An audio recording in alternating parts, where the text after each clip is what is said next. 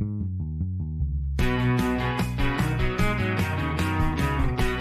everyone, Eric Grenier here, and welcome to the 69th episode of the Writ Podcast. Today, it's just me and a few of your questions. Earlier this week, I asked subscribers of the Writ to submit their questions on politics, and I got a lot of good ones. So let's get right to them. We'll start with some federal politics questions. I got one from Robert Herzog. He asked, Justin Trudeau seems to be a very polarizing figure, and he has a high disapproval rating. Have there been any recent polls done on what happens to Liberal support with other leaders, such as Chrystia Freeland, Mark Carney, or anyone else? Would you like to speculate on what would happen to Liberal support if there was a change in leader? You know, there hasn't actually been a lot of polls on this, which in a way is pretty telling, because when it's clear that a leader is perhaps on its way out, pollsters kind of sense it, and they start asking some questions about whether the party would be better off with the new leader. We actually haven't seen any for a while. The last one I could track down was from Nanos Research in the Globe and Mail, and this was in January 2022. So this was almost a year ago that we last had a poll that speculated on replacements for Justin Trudeau. And if you remember, this was just a few months after the 2021 election, and it was done just before the Freedom Convoy came here to Ottawa. So, it is a long time ago. This poll found that Chrystia Freeland was the number one answer for respondents to this poll. 25% said that she would be the person that Canadians would prefer to see as the next Liberal leader. Justin Trudeau was included in the poll to see if people wanted to see him instead stay on, and he only got 18%. Mark Carney, the former Bank of Canada governor, was at 12%. Nobody else was anywhere above 3%. So is this something that is likely to happen? I would say that over the last few months, it seems less likely. We've heard more from Trudeau that he wants to stick around. Do you intend on leading the Liberal Party into the next election? Yes. Next question, Mike 1. Personally, I think that he would like to defeat Pierre Poilievre. I don't think he wants to be seen to be retreating before him. So my guess would be that he will probably still be the leader taking the Liberal Party into the next election. We'll see. But in July, Léger asked just straight up if Trudeau should resign. 49% said that he should, 30% said he should stay on as leader. Now, these kinds of questions to me are just kind of partisan, right? Because if you're a conservative, if you're a New Democrat, you probably think Trudeau should resign, right? It doesn't mean that if you say you should stay on, it really means very much. So if we just look at Liberal voters, only 19% of Liberal voters said that he should resign, 62% said he should stay. So it does seem that Trudeau is still well-liked among Liberal voters, and they're not pushing him out. And I don't think we've seen any real serious signs that caucus is trying to push him out, the party is pushing him out, or anything like that. This still does seem to be Justin Trudeau's party.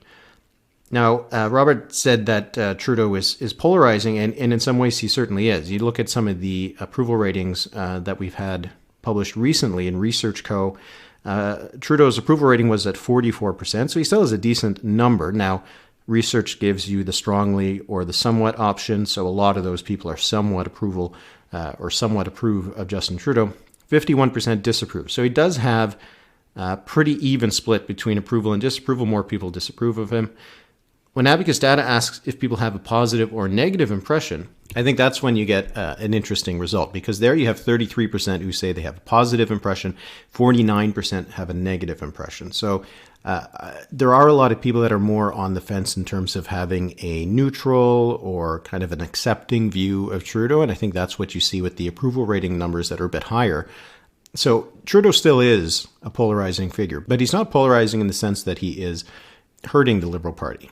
If you look at when Stephen Harper was defeated in the 2015 election, his approval ratings at the time were in the low 30s, and his disapproval ratings were in the 60s. That was a clear sign that he was a drag on the party, and it was going to make it difficult for the Conservatives to do well, because there was only 35 to 40% at most who didn't disapprove of Harper. So that means that for the Conservatives to have won that election, they pretty much needed to get the vote of every single person who approved of Harper or didn't disapprove of him. And that's just a very tall order for anyone to do. Trudeau still has lots of room because he only has about 50% or so that don't like him or disapprove of him. So he has another 50% to work with. A lot of those people might not want to vote for the Liberals, but they might be willing to hold their nose and vote for Trudeau. And in the next election, when the option's probably going to be between Justin Trudeau and Pierre Poilievre, I think the Liberals are going to be banking on a lot of people deciding to hold their nose and vote for the Liberals to keep the Conservatives out. And I think it's worth pointing out as well that I don't think Trudeau is actually a drag on the Liberal Party, because I think the Liberal Party right now is so closely associated with Justin Trudeau and his brand that if he just resigned, I don't think the Liberal numbers would change. I don't think they would go up as they might with, for example, when Jason Kenney announced that he was resigning as leader of the United Conservative Party in Alberta, we saw the UCP numbers start to rise because he was a drag. So I don't think Trudeau is a drag on the Liberals. I think he is very much the Liberals. You could look at the Conservatives. That's an example of the same thing. The last three leaders, Andrew Scheer, Aaron O'Toole, and Pierre Poilievre, have largely been representative of what the party brand is. Andrew Scheer and Aaron O'Toole seemed like a generic conservative. Pierre Poilievre has taken the party in a bit of a different direction, but that direction also embodies what the party has become. And accordingly, we haven't seen any shift in the polls. So I think that's a big sign that when the brand is very similar to the leader in terms of how people view them, you don't see a big shift in the polls. Now, if someone with star power came along and ran for the Liberals, let's say that, Ryan Reynolds, obviously he's a very popular person right now. If he decided he was going to run for the Liberal Party, sure, I would expect the numbers to jump.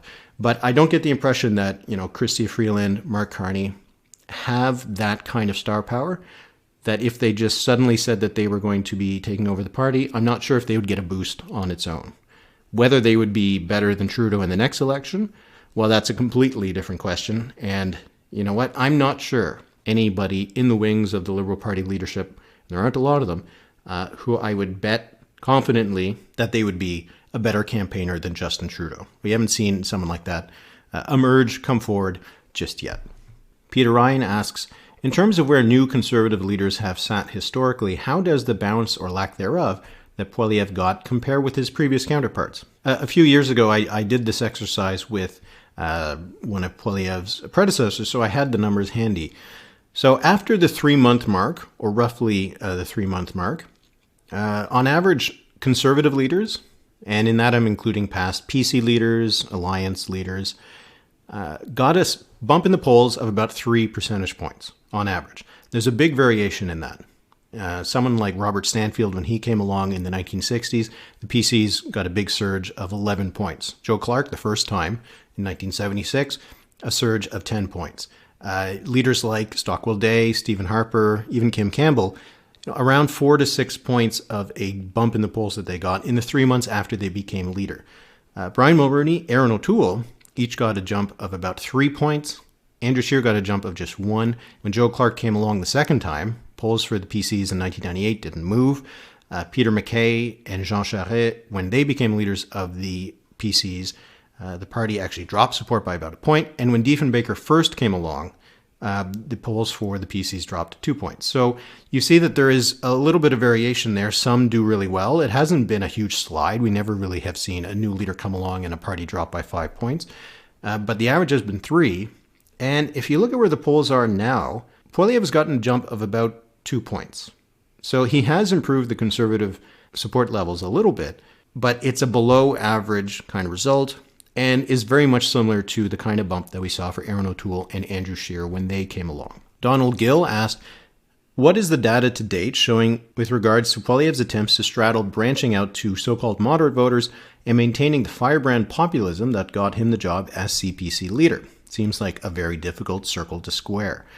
So how to answer that question, right? Because we haven't really seen a poll of moderate voters asking them who they're going to vote for. So what if we take the Abacus poll that came out a little bit just about a month ago? It had a breakdown of how people are voting based on how they voted the last time. So if the Conservatives were reaching out to moderate voters, you would expect that they'd be peeling voters away from the Liberals and maybe the New Democrats. What we see is that about 4% of people who voted for the Liberals or the New Democrats in 2021 are now supporting the Conservatives. That's not actually a lot. You see that kind of movement between parties all the time. There's usually just a little bit of bleeding and transference back and forth. It's actually what we see right now between the Liberals and the New Democrats, about that amount of movement. So it doesn't seem that Pierre Poilievre has actually done a good job of attracting supporters over from the center, because we haven't seen the Liberals lose support to the Conservatives. He has been successful in luring People's Party voters over to the Conservatives. About 20% in the Abacus poll of people who voted for the People's Party in 2021 are now voting for the Conservatives. And the PPC is actually the only party that has lost a significant amount of its supporters since the last campaign. So it does seem that that is the only real movement that we've seen, that Poilievre has been able to peel away some of those PPC voters, which I think was always the plan, but he has not, it doesn't seem so, at least yet, attracted much support from the center. And that's probably why we still see the Conservatives somewhere around 33, 35%, depending on the poll, exactly where they were in 2021. And in that same vein, Ali Egi-Gursoy, he asked, how do you explain the lack of virtually any movement at all in federal opinion polls? It's true. If you look at the numbers and where they are, and if you take out the rally around the flag effect that happened during the pandemic, support for the Liberals, the Conservatives, and the NDP hasn't really changed in about 3 years. I think that part of it is polarization and partisanship. I think people are pretty locked into their support right now, and there's not a lot of movement around between parties. We just haven't seen it for a little while. People seem pretty set in their opinions. You know, we see this in the United States now. There's very few swing voters, and there maybe are fewer swing voters here in Canada, at least at the federal level. I think at the provincial level, you sometimes do see some big movements. And between campaigns, I think that is generally the status quo. You don't expect a lot of movements between campaigns. By the next campaign, certainly we could see things move around. But if you look at the recent provincial elections in Ontario and Quebec, which of course represents the majority of Canadians, the polls did not budge in any significant way during those campaigns. You know, maybe we're in an era of political stagnation. Chris C. asked what he called maybe a weird question. But after your post yesterday, he was referring to the post I had on the writ.ca looking at how Canadians would vote in a U.S. election. I always like those kinds of hypothetical things. I know that there's lots of limitations and caveats that there are on that, but I still think it's a useful exercise. You should go check it out if you didn't see it. Anyway, his question is, I'm curious about strange or wacky polling questions. What are some of the strangest questions you've seen, and most fun too? And not just limited to politics for that matter. I'm thinking like opinions of Canadians on Canada joining the EU, or really wacky things like Kirk versus Picard. I mean, that's not wacky. It's obviously Picard. I thought about this for a little while, and I was trying to remember kind of what are some of the weird polls I've seen. And there are a lot I've seen in the past. There's also, Dan Arnold, who's come on the podcast a couple of times. He's mentioned how one of the test questions he has is whether Canadians support the Treaty of Algernon, which is a reference to Star Trek. And it is meant to be a test of whether people are actually paying attention, listening, or if it's people just expressing an opinion about something they don't know about. So that is, I think, one of the things that's really important. When it is a polling question about things that people haven't thought of before, the responses aren't very useful because people haven't given it much thought. They're just kind of spewing an opinion. Now, how you would vote in an American election, I'd say Canadians have thought a lot about that. We're just bombarded by American political news. So we have firm opinions about the Democrats and the Republicans and the candidates of those two parties. Americans, if you ask them, how would you vote in a Canadian election? Most people would have no idea about the parties. They might know a little bit about Justin Trudeau, but that would be it. So the usefulness would be very low. So that brings me to how I decided to answer this question. One of the questions that I've enjoyed, they've done it in the Canadian election study in past years, is ask Canadians to name the finance minister. And this is usually done unprompted. It's not that they give them a list. They just say, who's the name of the finance minister? There's a few of these that I thought were pretty funny. In 2015, Joe Oliver was the finance minister, the outgoing finance minister. And some of the responses were Mike Duffy, quote, Mulcair maybe. Someone actually said that, and that was the response that was recorded. Another one was a lady whose name I don't recall. One was David Johnston, who is the Governor General. Another was John Tory, who is actually the Mayor of Toronto. Two people were a bit closer. They said Joe something or Joe what's his name. In 2011, 26% were able to identify Jim Flaherty as the finance minister. 65% didn't know. The funniest response to me was that it was interviewer thinks respondent means Jim Flaherty. That was 6%. I think that's pretty funny. In 2004, 8% of respondents could correctly name the finance minister. Can you name the finance minister in 2004? Ralph Goodale. All right, let's move to some provincial questions. Charlie Lapin, he asked this question in the Substack chat. Now, this is a thing for subscribers to the Writ. If you haven't seen it, you can download the Substack app. The Substack app, I actually think, is really good. It's a really nice reading experience. For the weekly Writ, I record voiceovers so you can listen to it if you want to. Anyway, if you don't have the Substack app, you should probably go check it out. I quite enjoy it. I think it's probably the best looking reading experience for the Writ. Anyway, Charlie asked on the chat, and I think he was probably being a little facetious, but he says, does anyone actually want to run the Quebec Liberal Party? Well, yes, some people do.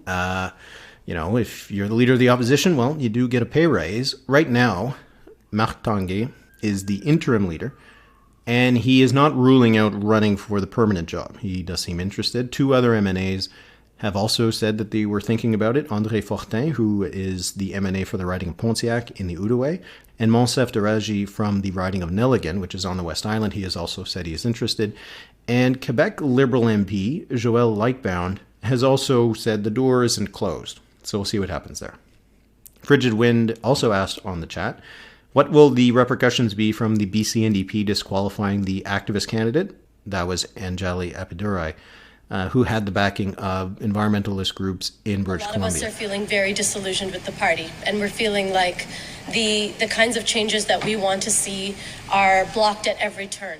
We haven't seen any polls yet, actually, out of British Columbia since that disqualification happened. David Eby, he's actually being sworn in on Friday because he was the only candidate still in the running. So we haven't seen any polls yet on what impact that has had on support for the BC New Democrats. I'm going to be really interested to see the first approval ratings data for David Eby. He's a new premier. Presumably, you would come on with some honeymoon, but I think that could not be the case this time because of the taint of what happened with the BC NDP leadership race. So that'll be something to see. In terms of the long-term repercussions, I do think this could be an opportunity for the Green Party in British Columbia, which does still do pretty well in the polls, 15%, sometimes as high as 20%, and they have a few seats. They can probably make the case for people who really value the environment that the NDP is not the vehicle for you. Come to the BC Green Party. We'll see if they are going to be able to pull that off in the next campaign. Tom McIntosh, he asked, it is often assumed that the Alberta UCP has a lock in what Jason Markusoff calls other land, the bits that aren't Calgary or Edmonton. But that seems to not be true if recent polls are right. What does this do to the different paths to victory for both Notley and Smith? And how does it change the odds that the NDP will become the first Alberta political party to retake office after being defeated? Yeah, that's true. That's one of the rare things. There was the Alberta Liberals who governed for the first decade and a half, defeated in 1921, never formed government again. United Farmers of Alberta, they governed until 1935, never governed again. Social Credit, governed until 1971, never governed again. The Progressive Conservatives, obviously defeated by the NDP in 2015, they were done. Now we have the United Conservatives and a chance for the New Democrats to take power again, and I think quite a good one.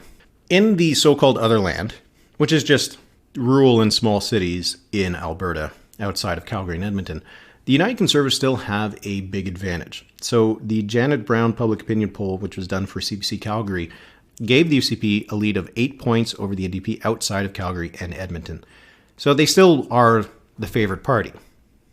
But that represents a swing of 39 points to the New Democrats, because they had lost the other land, the rural, the small cities, by 47 points in the last election. So there's been a lot of movement.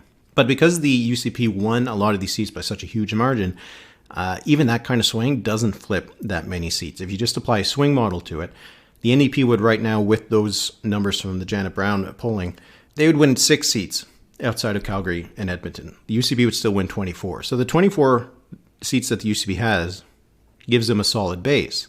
They still need to find 20 other seats in Edmonton and Calgary to form a government. For the NDP, the 6 seats would be Banff, Kananaskis, Lesser Slave Lake, the 2 Lethbridge seats, east and west, and the 2 Red Deer seats, north and south. There's also a number of other seats that they'd be within 5 points. So Cypress, Medicine Hat, Fort McMurray, Lac La Biche, Lac Ste. Anne Parkland, Massaquasas, Wetaskiwin, and Brooks Medicine Hat. See, this is where the issue is. Brooks Medicine Hat just had a by-election. The people of Brooks Medicine Hat have made their choice, and next year it'll be the turn of Albertans to make their choice. And that choice is clear. You can choose Rachel Notley and the NDP that increasingly takes their orders from Jagmeet Singh and Justin Trudeau at the federal level. Or you can choose a united, confident, and energized UCP. The NDP wasn't within 5 points of Danielle Smith in that by-election. Danielle Smith won it by 28 points. So the swing that we have seen in the polls isn't going to be uniform. Now, there was the Alberta Party that got 17% of the vote in this by-election, which distorts things a little bit. But you can see that it's not going to be a uniform swing. We might see a much bigger swing, let's say, in Lethbridge and Red Deer, less so in some of the other areas. But still, if it means that the NDP could win 5 to 10 seats outside of Edmonton and Calgary, you add that to the seats that they currently hold, they only need to win 10 or 15 in Edmonton and Calgary that they don't currently hold to form government. Their prospects in Edmonton itself are pretty limited since they already hold most of the seats in Edmonton. But there are 10 seats that the UCP won by 20 points or less in Calgary. There's 6 more that they won by 20 to 30 points. So that is where the New Democrats can fish pretty easily because there's been a huge swing in Calgary. So anything that was won by 20 points or less, the NDP could easily target. And then it's those stretch seats in the 20 to 30 point margin from last time where they have a path. So the path for the New Democrats is perhaps better than we would have thought, right? Because if they can sweep Red Deer, Lethbridge, win seats like Banff, maybe one of the Medicine Hats, it puts a lot less pressure on the NDP to have to nearly run the table in Calgary. And for the UCP, it really does start to become a problem because their chances of picking up seats in Edmonton are virtually nil. And so they have to play defense in Calgary. And Calgary is not as conservative as the rest of the province, or maybe as you know the rest of the country thinks it is. So for Danielle Smith, who wouldn't call a by-election in Calgary, where there's a vacancy there, because I think sense that the UCP would probably lose it, if she can't bank on all of those seats outside of Calgary and Edmonton, she's going to have a real tough time. Michaela Huard asks, why is it so hard to improve healthcare in this country? She says, clearly everyone needs access to a healthcare provider of some sort as efficiently, effectively, and timely as possible.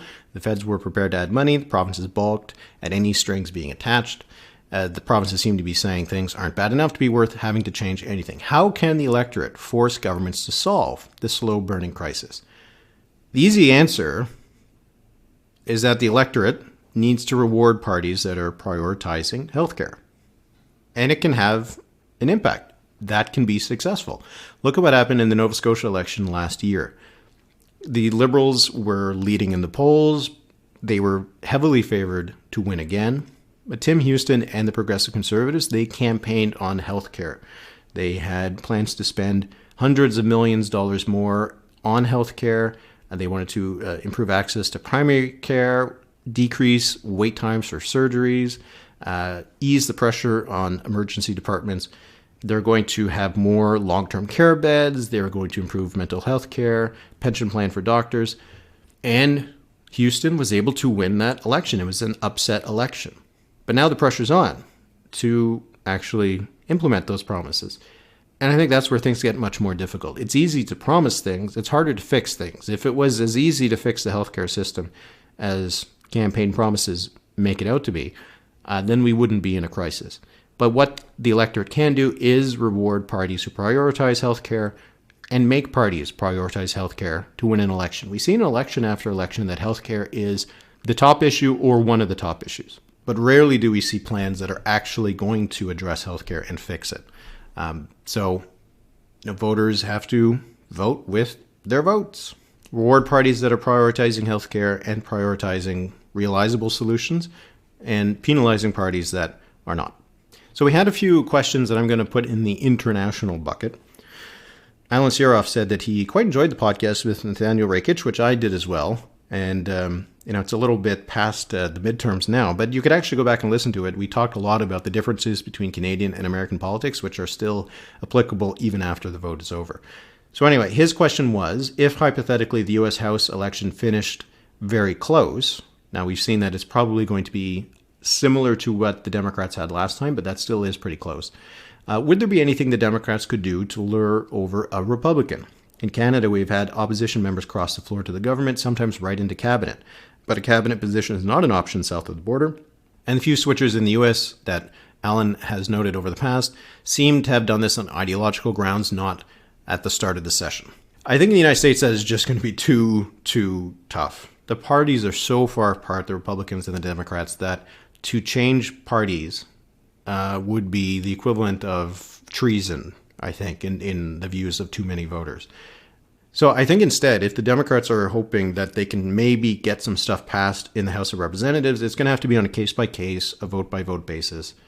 It's not going to be easy. Bipartisanship in the United States is probably at its lowest that it's ever been since probably the Civil War. Of course, if it is very close, it's probably not going to be close enough, but if it is very close, vacancies can become important. But I think reaching across the aisle is going to be the thing that the Democrats might be able to accomplish, in one part because of the gains that the Republicans made in the House elections. Some of them were in unexpected areas, particularly in New York, and a lot of very thin margins in New York. So those Republicans elected in those New York congressional seats are probably going to be a little bit worried about whether they could win again in 2024. This was a good environment for the Republicans. They didn't do as well as they should have, based on historical precedent. The environment in 2024 is probably not going to be as good for the Republicans. So those Republicans in Democratic-leaning areas might want to have a voting record that gives them a shot. So we'll see if they're going to be able to do that. I did find a list of floor crossers. I don't think they call them floor crossers in the States, but the last Republican that I could find on this list to cross to the Democratic Party in the House was in 1999. Adrian Wright asked, "We've heard a lot about election denialism in the United States. Any sense of this being a significant issue in Canada?" I don't think so, because I haven't seen it as much here, particularly from the mainstream parties. That doesn't mean we're immune, but our electoral system is kind of more reliable. Paper ballots, it's the same in every part of the country, whereas in the States, it's different rules in different states, which makes things seem strange. The fact that we count our ballots very quickly, takes a couple hours to finish an election here in Canada, there's less of a perception that something fishy is going on. So I think that we're a little bit safer from that kind of rhetoric. Certainly there are some elements who think that the elections are rigged or things like that. But I think it'll only become a problem in Canada, a real problem, if we start hearing that from the mainstream parties. We don't hear that very much. We, at the worst, have heard that, the Conservatives used to criticize Elections Canada for having some bias, that kind of thing, but not that any of the elections were actually rigged. As long as political leaders stay away from that rhetoric, hopefully we won't see that happening. We don't see it in the provinces. People don't really complain about that here. And also, based on the results of the midterms in the United States, it doesn't help you win an election. A lot of those election deniers, particularly in the states that probably are going to be battleground states in future elections, they lost. This was a fun question from Nicholas Lindsay Clark. He said, "You mainly cover Canadian elections politics, although recently you've covered some U.S. politics. If you had the capacity of covering one additional country on the Writ, which country would you cover? Let's say whatever country you would choose would have the same impact on subscriber growth for the Writ. That is to say, picking a country not because it's a good business decision, but because it would be the most interesting for you to cover." So I do like following international elections a lot. You can almost vicariously watch these elections because the stakes are a lot lower for you. Now, obviously, I like elections, so if I wanted to choose a country just based on the frequency of elections, Italy, Israel, they have lots of elections. Just in terms of the multitude of parties, the Netherlands, because the threshold to get into the legislature there is rock bottom. That could be fun. If you watch Borgen, the jockeying that was involved in coalitions in places like Denmark, Sweden, that's kind of fascinating. I have a soft spot for French elections. They have their multiple rounds. They have some pretty good characters. And because of the language, there is a vague familiarity. It's almost as if it's an alternate universe Quebec election. But it had to come down to two. First of all, just for the insane fun of it, maybe the United Kingdom. Their politics there have just been kind of nuts for the last little while. The electoral system is the same as ours. The party landscape does have lots in common with Canada. There's a big party of the left, a big party of the right. There's smaller parties, there's regional parties. Election night itself is this long, drawn-out affair because the results are only announced when all the ballots are counted in a single riding. So a lot of the election night coverage is talking about exit polls and individual results. And it just goes on for hours and hours. And for someone like me, that sounds like a lot of fun. But the best part has to be when the results are announced, all the candidates gather at the same place. They stand on a stage together and they hear the results. They're wearing nice ribbons. And it's just terrific. It's such a leveling thing that the prime minister, the leader of a party, has to stand on the same stage with the person who finished fifth. We've all seen Lord Buckethead. Straight to Uxbridge, where the Prime Minister's seat is, and let's join the returning officer. Is as follows. Harvey Jonathan David, commonly known as Count Binface, Independent, 69. Hughes David Stephen, commonly known as Lord Buckethead, the official Monster Raving Loony Party, 125. Burke Norma, Independent, 22. Jorgenstein Yace, commonly known as Yace Interplanetary Time Lord Jorgenstein, 23. Johnson Alexander Boris de Pfeffel, commonly known as Boris Johnson, the Conservative Party candidate, 25,000.